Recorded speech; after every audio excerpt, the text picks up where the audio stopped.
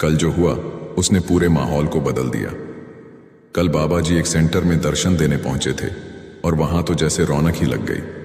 वो एक शादी में भी पधारे थे। हाँ जी हाँ, एक भक्त के बेटे के विवाह में।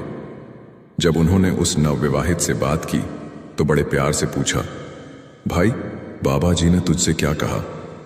बस उसी बात का जिक्र मैं आज आप सब संगत के साथ करने जा रहा हूं। और हाँ, कल बाबा जी वहां से निकलकर आगे कहां गए, कौन कौन से देशों की यात्रा उन्होंने पूरी की, ये सब कुछ मैं आपको विस्तार से बताने वाला हूं। कल सुबह जब बाबा जी डेरा आए और सत्संग हुआ तो उन्होंने केवल 5 मिनट ही दर्शन दिए। लेकिन आखिर क्यों? उस समय वहां क्या हुआ था, वो पूरी बात आज मैं आपको बताने जा रहा हूं। बाबा जी की वो अनमोल बातें जो शायद आपने किसी वीडियो में नहीं देखी। अब बात करते हैं कल सुबह की। ठीक 9:25 बजे बाबा जी पंडाल में पधारे थे। मैं पहले भी जिक्र कर चुका हूं कि बाबा जी केवल 5 मिनट के लिए ही बैठे और फिर तुरंत वहां से चले गए। वजह यह थी कि उन्हें तुरंत आगे जाना था। लेकिन जाने से पहले बाबा जी ने हिमाचल में ऐसी मौज बिखेरी कि सब दंग रह गए। जब हुजूर जी सत्संग कर रहे थे उसी वक्त आसमान में हेलीकॉप्टर की आवाज गूंज उठी। वो आवाज किसी और की नहीं बल्कि बाबा जी के हेलीकॉप्टर की थी, जो डेरा की कोठी से उड़ा था और सीधा हिमाचल की ओर रवाना हो गया। वहां अमराली सेंटर में हेलीकॉप्टर उतरा और संगत क्या कहूं, वहां का नजारा तो बस देखने लायक था। अमराली सेंटर में इतनी भीड़ उमड़ी हुई थी कि लोग दूर दूर से पंजाब, रोपड़, चंडीगढ़, हर जगह से सिर्फ बाबा जी के दर्शन और दीदार के लिए पहुंचे थे। असल में अगर हम थोड़ा पीछे जाएं तो इस पूरे कार्यक्रम की शुरुआत पिछले हफ्ते रविवार को हुई थी, जब हिमाचल प्रदेश के उप मुख्यमंत्री श्री अग्निहोत्री जी ने बाबा जी को विशेष रूप से वहां आमंत्रित किया था। और जब बाबा जी ने अपनी मौज से उस निमंत्रण को स्वीकार किया, तब से ही संगत के दिलों में एक नई लहर दौड़ गई थी। सच कहूं तो बाबा जी का हर कदम, हर यात्रा सिर्फ सत्संग नहीं बल्कि एक अनमोल अनुभव होती है, जिसे महसूस करना भी एक कृपा है। कुछ दिन पहले बाबा जी और हुजूर जी को एक परिवार ने अपनी बेटी के विवाह का निमंत्रण देने के लिए आमंत्रित किया था। जब वो परिवार निमंत्रण लेकर आया तो उनकी तस्वीरें भी सोशल मीडिया पर खूब वायरल हुई थीं। उसी परिवार की बेटी की शादी रविवार को थी और कल करीब 10:30 बजे तक बाबा जी वहां पहुंच चुके थे। जैसे ही बाबा जी वहां पहुंचे, उन्होंने सबसे पहले पैदल चलकर संगत को दर्शन दिए। संगत के चेहरे पर खुशी का ठिकाना ही नहीं रहा। लेकिन तभी वहां एक बड़ा हादसा होते होते टल गया। जैसे ही सतगुरु का हेलीकॉप्टर आसमान में दिखाई दिया, संगत में उत्साह की लहर दौड़ गई। हर कोई आगे बढ़कर बस एक झलक पाने की कोशिश में था। सोचिए, वो क्षण जब हमारे सतगुरु पधारते हैं, मन खुद ब खुद भावनाओं से भर जाता है, जैसे किसी ने भीतर ठंडी बयार चला दी हो। बाबा जी धीरे धीरे पैदल चलकर संगत के बीच आए और उसी समय एक खास दृश्य देखने को मिला। वहां पास में ही एक नवविवाहित युवक बैठा हुआ था। उसका विवाह उसी दिन होने वाला था। दरअसल वो टालीवाल गांव की तरफ जा रहा था, जहां उसका विवाह समारोह आयोजित था। लेकिन जब उसे रात में खबर मिली कि बाबा जी अगले दिन आने वाले हैं, तो उसने तुरंत अपना कार्यक्रम बदल दिया। सुबह सुबह उसने सहरबंदी करवाई और पूरे गांव में हलचल मच गई। सनोली गांव का वो युवक था और जब उसे पता चला कि उसके सतगुरु पास में पधार रहे हैं, तो उसने कहा, विवाह बाद में कर लूंगा, पहले अपने मालिक के दर्शन कर लूं। यही होता है सच्चा प्रेम, यही होती है भक्ति। वो युवक, जिसका गांव होशियारपुर जिले में था, सनोली गांव के पास ही हरवा नैना नाम का इलाका आता है, वहीं से उसका रिश्ता था। उस दिन वो अपनी बारात लेकर ससुराल की ओर रवाना हो रहा था। रास्ता अमराली सेंटर से होकर गुजरता था, जहां बाबा जी के आने की चर्चा पूरे क्षेत्र में फैल चुकी थी। जब उसे पता चला कि बाबा जी वहां पधारने वाले हैं, तो उसने अपने साथियों से कहा, पहले मैं अपने मालिक के दर्शन कर लूं, फिर जाऊंगा ससुराल। सोचिए, कैसी अटूट श्रद्धा थी उस युवक में। शादी का दिन था। ससुराल वालों के लगातार फोन आ रहे थे, लेकिन सबके फोन साइलेंट थे। किसी ने जवाब नहीं दिया, क्योंकि उस वक्त उसकी पूरी तवज्जो अपने सद्गुरु पर थी। न कि किसी सांसारिक रस्म पर। थोड़ी ही देर में वो अमराली सेंटर पहुंच गया। बाबा जी पैदल चलकर संगत को दर्शन दे रहे थे और जब उस युवक ने उन्हें देखा तो उसकी आंखों में आंसू आ गए। उसे शायद महाराज जी की एक बात याद आ गई। सच्चे सिख को अपने विवाह से ज्यादा उत्साह मालिक के पास जाने का होता है। महाराज जी तो ये बात मृत्यु के संदर्भ में कहा करते थे, लेकिन यहां तो वो भाव जिंदा रूप में साकार हो गया था। उस युवक को अपने विवाह की परवाह नहीं थी, उसे तो बस अपने सतगुरु के दर्शन की प्यास थी। कौन जानता है वो किस भावना से चला आया था। उसकी आत्मा कितनी पवित्र रही होगी जो सच्चे प्रेम की मिसाल बन गई। और बाबा जी, वो तो जैसे उस पल उसकी भावना को पढ़ गए। मात्र 2 मिनट के भीतर जब वो पैदल संगत में दर्शन दे रहे थे, उन्होंने उस युवक की ओर देखा और बस वो क्षण सदा के लिए अमर हो गया। यही होती है सच्ची मौज, सच्चा प्रेम। और यही होती है जब बाबा जी उस युवक के पास पहुंचे तो उनके साथ सुरक्षाकर्मी भी थे। वो दृश्य इतना भावनात्मक था कि जिसने भी देखा उसकी आंखें नम हो गईं। वो युवक जो अभी अभी दूल्हा बना था, बाबा जी को देखते ही जोर जोर से रोने लगा। उसकी रुलाई रुक ही नहीं रही थी। बाबा जी ने उसके कंधे पर हाथ रखा, उसे अपने पास खींचा और बड़े प्यार से पूछा, बेटा, आज तुम्हारा विवाह है? उस युवक ने हाथ जोड़कर कहा, हाँ जी बाबा जी। ये कहते ही वो और भी ज्यादा रो पड़ा। कांपती आवाज में बोला, बाबा जी, कृपा करके मेरे विवाह में जरूर आना, अपनी नजर हमेशा बनाए रखना। बाबा जी मुस्कुराए, उसके कंधे पर प्यार से थपथपाया और बोले, कोई नहीं बेटा, मालिक की रहमत सदा तुम्हारे साथ है। वो पल इतना कोमल था कि वहां खड़ी संगत भी भावुक हो उठी। उस समय बाबा जी ने वहां मौजूद सभी पर कृपा की दृष्टि डाली, लेकिन 2 लोग ऐसे थे जिन पर विशेष रूप से रहमत बरसी। एक वो दूल्हा और दूसरा एक व्यक्ति जो पास ही बैठा जोर जोर से रो रहा था। बाबा जी कुछ पल उसके सामने रुक गए। शायद उसी की सच्ची पुकार ने बाबा जी को रोक लिया था। कहते हैं, जब सच्ची भावना से कोई पुकार करता है तो सतगुरु खुद उस ओर खींच जाते हैं। वही हुआ उस दिन। बाबा जी ने दोनों पर दृष्टि डाली, उन्हें हौसला दिया और आगे बढ़ गए। उसके बाद बाबा जी ने वहां की संगत को दर्शन दिए और फिर विवाह स्थल की ओर बढ़े। जब बाबा जी की एंट्री हुई तो माहौल पूरी तरह बदल गया, जैसे किसी ने पूरा स्थान प्रेम और करुणा से भर दिया हो। लोग जयकारे लगाने लगे, आंखों में आंसू थे, लेकिन दिलों में बस एक ही बात थी, धन्य है वो दूल्हा जिसे आज अपने सद्गुरु की कृपा मिली। मैं उस पल को आज भी याद कर रहा हूं जब बाबा जी के स्वागत में फूल बरसाए जा रहे थे। ऐसा लग रहा था जैसे ऊपर से खुद कोई फरिश्ता फूल बरसा रहा हो।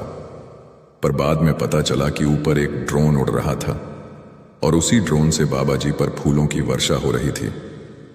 उस दृश्य को देखकर संगत की आंखें नम हो गईं, दिल भर आया। वहां बैंड बाजे भी बज रहे थे और पूरा माहौल जैसे भक्ति से सराबोर हो गया था। दरअसल वो दिन था अग्निहोत्री जी की बेटी आस्था दीदी के विवाह का। बाबा जी वहां पधारे और लगभग आधा घंटा रुके रहे। बस वो आधा घंटा मानो पूरा वातावरण ही बदल गया। ऐसा लगा जैसे उस विवाह का केंद्र अब सिर्फ वो दूल्हा दुल्हन नहीं, बल्कि साक्षात सच्चे सद्गुरु खुद बन गए हों। मैं देख रहा था, सबकी नजरें अब बाबा जी की तरफ ही थीं और दिलों में एक ही भावना थी, कितनी कृपा है मालिक की जो आज उन्होंने खुद आकर अपने प्रेम से इस अवसर को पवित्र बना दिया। मैंने देखा कि उस विवाह में सबकी निगाहें बाबा जी पर ही टिकी थीं। कोई दूल्हे को देख रहा था, कोई दुल्हन को, लेकिन असली ध्यान तो हर किसी का सद्गुरु पर था। कुछ ही देर पहले किसी बहन ने सवाल किया था कि बाबा जी तो बस अमीरों के घर ही जाते हैं, लेकिन जब बाबा जी वहां पहुंचे तो सबका भ्रम टूट गया। अग्निहोत्री जी ने बड़े ही खुले दिल से उनका स्वागत किया। उस पल की पवित्रता शब्दों में बयान नहीं की जा सकती। मैंने सुना था कि इससे पहले भी अग्निहोत्री जी कई बार बाबा जी से मिलने डेरे में आए थे और जब लगभग 1.5 साल पहले उनकी पत्नी का देहांत हुआ था, तब बाबा जी ने उन्हें एक चिट्ठी लिखी थी जिसमें उन्होंने गहरा दुख और संवेदना व्यक्त की थी। उस चिट्ठी के नीचे खुद बाबा जी के हस्ताक्षर थे। वो पल देखकर मुझे एहसास हुआ कि सच्चा सतगुरु न अमीर देखता है न गरीब, वो तो बस प्रेम देखता है, श्रद्धा देखता है। और आज संगत ब्यासकी के जरिए मैं आप सबसे यही कहना चाहता हूं, बाबा जी की मौज को कोई समझ नहीं सकता, बस महसूस किया जा सकता है।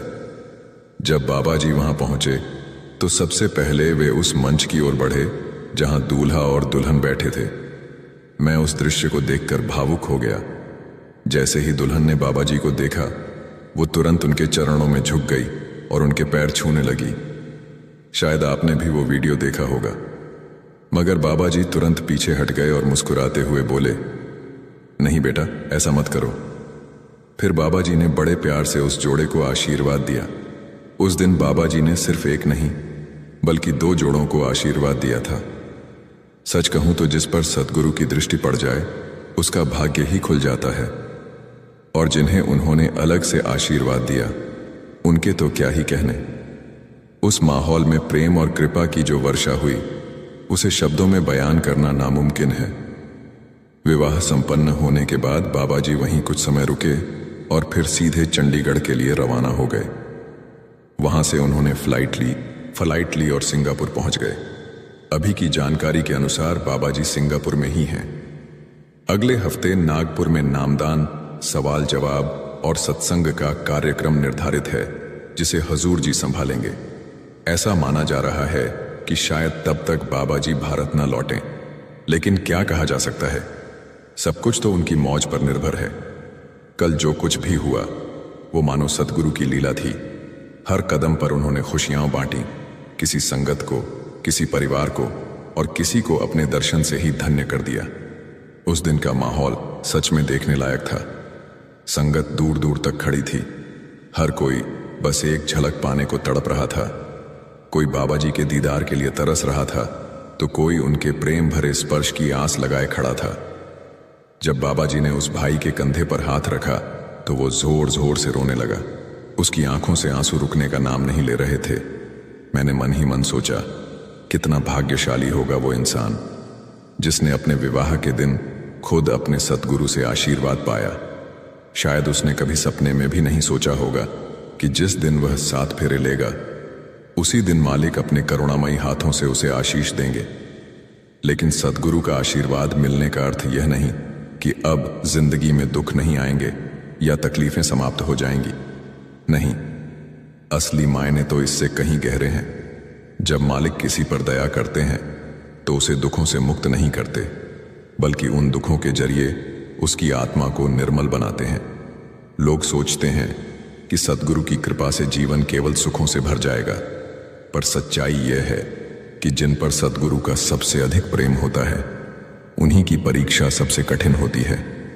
इसलिए ही तो वाणी में लिखा है, दुख दारू सुख रोग भया, यानी दुख ही असली दवा है और सुख वही है जो अक्सर हमें मालिक से दूर कर देता है। यहां दारू का अर्थ शराब नहीं, बल्कि औषधि है, वह दवा जो हमारी आत्मा को शुद्ध करती है। मालिक का दिया हुआ हर दुख वास्तव में उसी की कृपा का प्रतीक है। दुख असल में वही दवा है जो सतगुरु हमें तब देते हैं जब वे हमारी आत्मा को शुद्ध करना चाहते हैं। जब मालिक अपने किसी प्यारे पर विशेष कृपा करना चाहते हैं तो वे उसे कभी कभी दुखों की औषधि दे देते हैं, ताकि उसके भीतर जमी हुई सारी मैल साफ हो सके। जरा सोचिए, जब कोई डॉक्टर किसी मरीज का ऑपरेशन करता है तो वह चीर लगाता है। उस वक्त दर्द तो बहुत होता है, मगर डॉक्टर का उद्देश्य हमें तकलीफ देना नहीं होता, बल्कि भीतर जमा जहर या पस को निकालकर हमें ठीक करना होता है। उसी तरह जब सद्गुरु हमें दुखों से गुजारते हैं तो वह सजा नहीं होती, बल्कि आत्मा की सफाई की प्रक्रिया होती है। जैसे एक धोबी कपड़ों को स्वच्छ करने के लिए उन्हें ठाठा जमी पर मारता है। अगर वह कपड़े से मोह करने लगे और उसे झटके न दे तो क्या कभी वह कपड़ा साफ हो सकता है? नहीं ना, वह तो गंदा ही रह जाएगा। ठीक वैसे ही अगर सद्गुरु हमें कभी झटका देते हैं तो वह हमारे हित के लिए होता है। इसलिए वाणी में कहा गया है, दुख दारू सुख रोग भया। हम अक्सर सफलता को पैसों, शोहरत या बाहरी चमक से जोड़ देते हैं। अच्छे कपड़े, गाड़ियां, क्लब, पार्टियां, मौज मस्ती, और सोचते हैं कि यही सुख है। लेकिन सच्चा सुख तो तब है जब आत्मा मालिक के करीब हो। बाहरी भोग नहीं, बल्कि भीतर की शांति ही असली सफलता है। हम जो इस दुनिया को सुख समझ बैठे हैं वो असल में सिर्फ एक मृग तृष्णा है, एक भ्रम है जो हमें मोह माया में उलझाए रखता है। हम इन दिखावों के पीछे भागते रहते हैं, पैसे, आराम, पार्टियां, शराब, नशा, पर सद्गुरु का काम ही है हमें इन जालों से निकालना। आजकल के बच्चे जिस तरह नशों में खो रहे हैं, शराब और कबाब में अपनी जिंदगी बर्बाद कर रहे हैं, यह देखकर मन दुखी हो जाता है। मालिक ही हैं जो हमें इन रास्तों से बचाते हैं, हमारी रूह को फिर से सही दिशा में ले जाते हैं। कल भी किसी ने सवाल किया था कि बाबा जी तो सिर्फ अमीरों के घर जाते हैं, लेकिन सच ये है कि जब तक दुनिया में संत सद्गुरु हैं तब तक वे सबके लिए हैं, किसी जात, धन या ओहदे से नहीं बल्कि भाव से।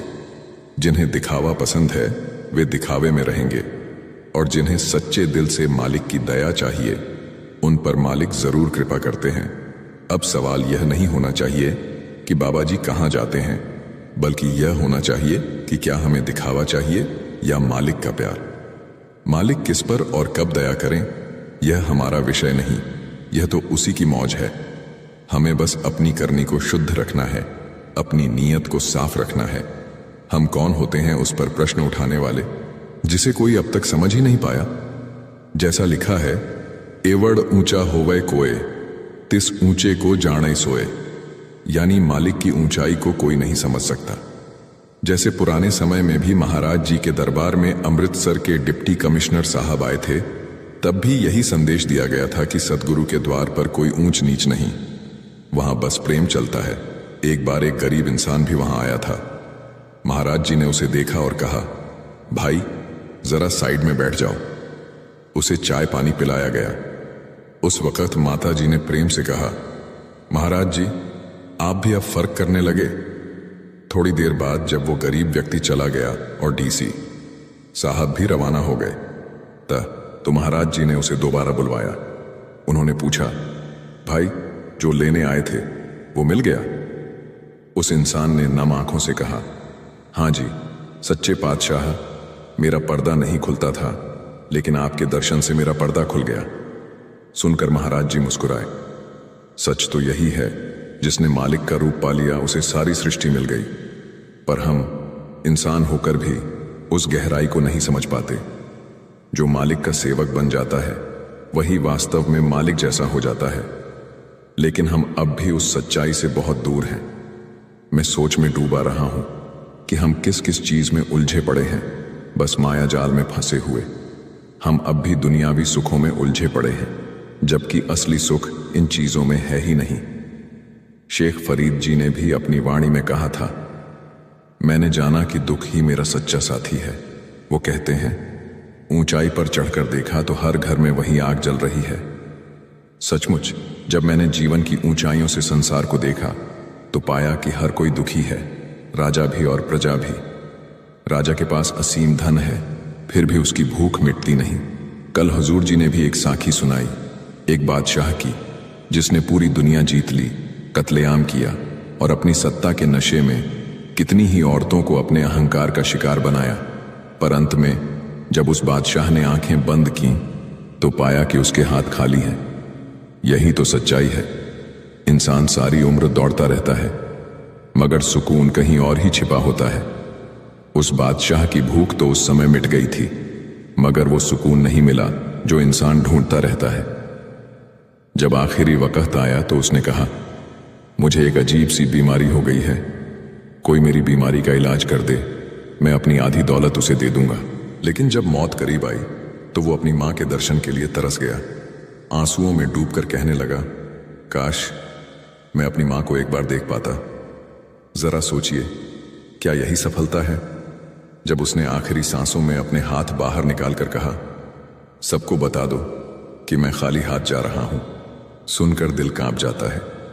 कुछ समय पहले मैंने लता मंगेशकर जी का एक इंटरव्यू सुना था।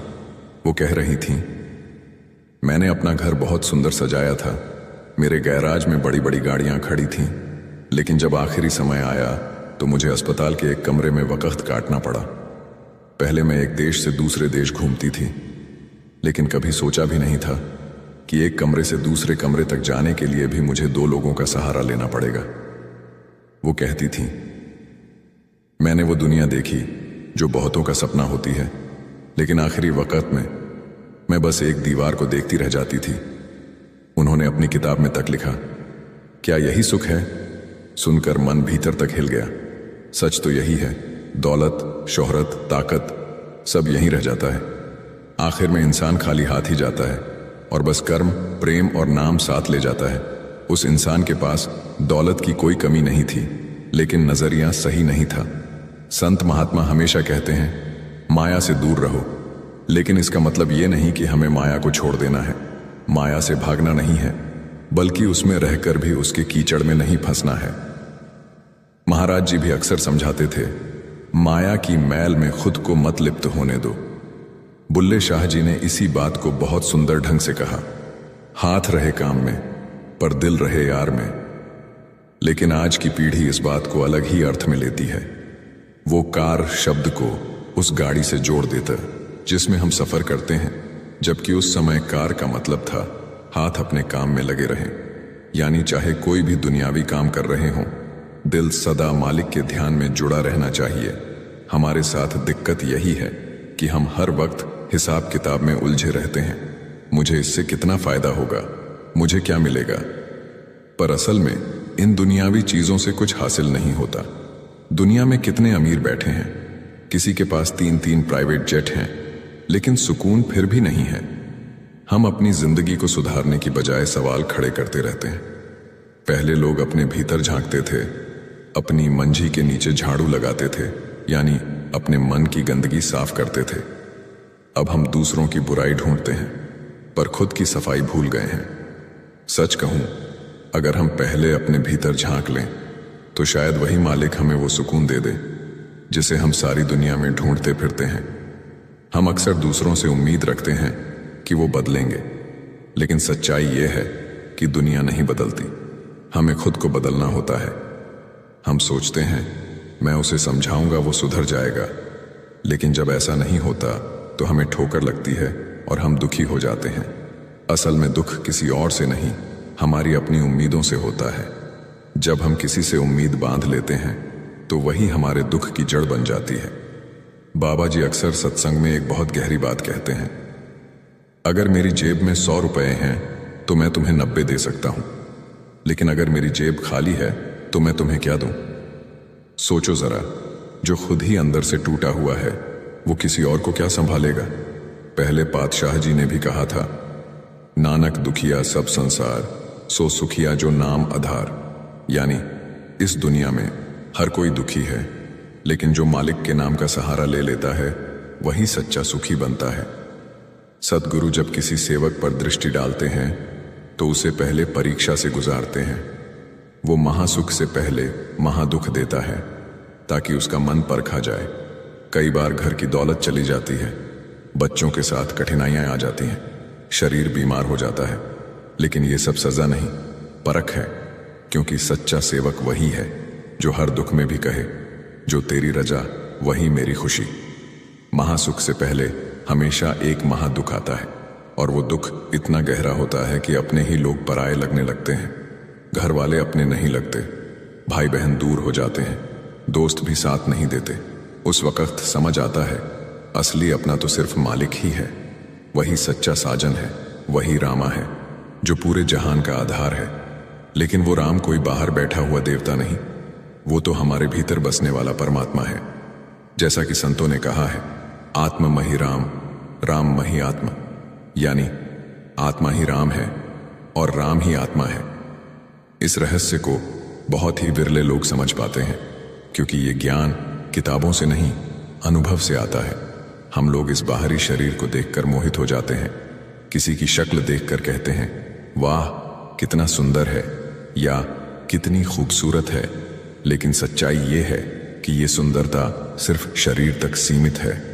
जैसे हम अपने शरीर को ढकने के लिए कपड़े पहनते हैं, वैसे ही आत्मा ने शरीर का वस्त्र धारण किया है। ये रूप रंग, ये चेहरों की खूबसूरती सब क्षणभंगुर है। असली अस्तित्व तो भीतर की आत्मा है, जो न जन्म लेती है न मरती है। हर दिन कोई न कोई इस संसार को छोड़कर चला जाता है। कभी हम किसी के अंतिम संस्कार में जाते हैं, कभी किसी के भोग में, और एक दिन यही सब हमारे साथ भी होगा। यही है जिंदगी की सबसे बड़ी सच्चाई। जो इस देह को पहचान समझ लेता है वो मोह माया से ऊपर उठ जाता है। बाकी सब तो बस एक खेल है जो एक दिन समाप्त होना ही है। जिंदगी का असली मतलब क्या है? कभी सोचा है? जिंदगी शब्द खुद बताता है, जिंद यानी आत्मा और गी यानी गति। लेकिन जब इंसान अपनी ही जिंद से दगा कर बैठता है तो वही तो असली मौत है। आदमी शब्द भी कितना सुंदर है, दम यानी सांस। जब तक ये दम भीतर है हम जिंदा हैं, लेकिन जैसे ही ये सांस निकल जाती है शरीर बस मिट्टी का ढेर रह जाता है। कबीर साहिब ने कहा था, जिस मरने से जग डरे मेरे मन आनंद, तिस मरने ते ही पाइए पूरा परमानंद। यानी जिस मरने से दुनिया डरती है उसी में तो असली आनंद छिपा है। और वो मरना कौन सा है? ये देह छोड़ने वाला नहीं, बल्कि जिंदा जी मरना। अपने अहंकार, अपनी इच्छाओं, अपनी आसक्तियों को मार देना। महाराज जी ने भी अपनी किताब डाई टू लिव में यही लिखा, मरना सीखो ताकि सच में जीना शुरू हो। पहले पातशाह जी ने भी कहा था, नानक जीवत्या मर रही है ऐसा योग कमाइए। यानी जीते जी मरना सीखो, यही असली योग है। यही कारण है कि हमें 2.5 घंटे का भजन सिमरन दिया गया है। कई बार लोग सोचते हैं कि अगर मालिक न भी कराए तो क्या फर्क पड़ेगा, लेकिन नहीं। भजन सिमरन की जरूरत हमें इसलिए है क्योंकि इंसान की एक आदत बहुत गहरी है। जो चीज उसे मेहनत से नहीं मिलती उसकी कीमत वो कभी नहीं समझता। इसलिए मालिक हमें सिमरन की साधना कराता है ताकि हम परिश्रम से उस अमूल्य अनुभव को पा सकें जो भीतर के राम से मिलाता है। सिमरन कोई काम नहीं बल्कि एक यात्रा है, अपनी सच्ची पहचान तक पहुंचने की यात्रा। अपनी सच्ची पहचान तक पहुंचने की यात्रा। और जब ये पहचान हो जाती है तब समझ आता है कि मरना असल में जीना है और जीना असल में मालिक में लीन होना है। जब मालिक हमें थोड़ा धक्का देता है तो असल में वही हमारे लिए एक मौका बन जाता है। जब मैं भजन सिमरन करता हूं तो मेरे भीतर से मालिक के प्रति एक गहरा प्रेम जाग उठता है। उस प्रेम की लहर ऐसी होती है कि मन उसी की ओर खींचने लगता है। फिर जब उसी मालिक से मिलने की चाह बढ़ती है तो भीतर एक अधूरापन, एक खालीपन महसूस होता है। उसका वियोग ऐसा लगता है मानो दिल से कोई अपना बिछड़ गया हो। हर दिन उसी की याद में आंसू बहने लगते हैं। उसकी झलक पाने की तड़प दिल को चैन नहीं लेने देती। इसीलिए बाबा जी अक्सर अपने सत्संगों में कहा करते हैं, अगर अपना आप मिल जाए तो फिर बिछड़ने का दुहक ही क्यों।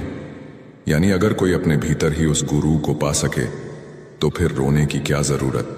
लेकिन जिनके भीतर वो मिलन नहीं हुआ, जो अभी उस कृपा से वंचित हैं, वही रोते हैं, वही तड़पते हैं। मालिक हमें भजन सिमरन इसलिए करवाता है ताकि हम उस अमूल्य मिलन की कीमत समझ सकें। जब मैं भजन करता हूं और भीतर से टूटता हूं, रोता हूं, तो लगता है मैंने तो बहुत मेहनत की, बहुत तड़पा, बहुत याद की। यही तड़प असल में इंसान को शुद्ध करती है। जब एक सच्चा गुरसिख अपने गुरु की याद में रात दिन तड़पता है, रोता है, तो वह रोते रोते अपनी मैं को मिटा देता है। उसका अस्तित्व जैसे पिघल कर गुम हो जाता है।